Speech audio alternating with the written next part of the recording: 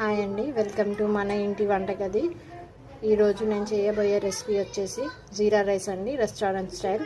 ముందుగా అన్నం ఇలా పొడి పొడిగా ఉడికించి పక్కకు పెట్టుకోండి. ప్యాన్ పెట్టుకొని ఆయిల్ వేసుకుందాం. 2 టేబుల్ స్పూన్ల గీ కూడా వేసుకోండి. కాస్తంత జీలకర్ర వేసుకుందాం.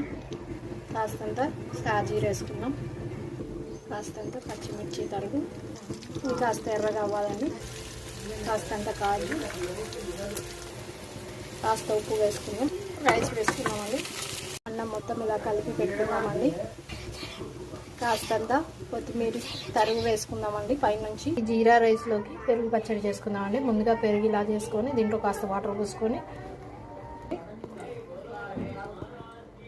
అంత సాల్ట్ వేసుకుందాం. చేసేసానండి పెరుగు పచ్చడి కూడా. చూడండి, జీరా రైస్ రెడీ అండి. నచ్చితే లైక్ చేయండి, షేర్ చేయండి, నా ఛానల్ని సబ్స్క్రైబ్ చేయండి.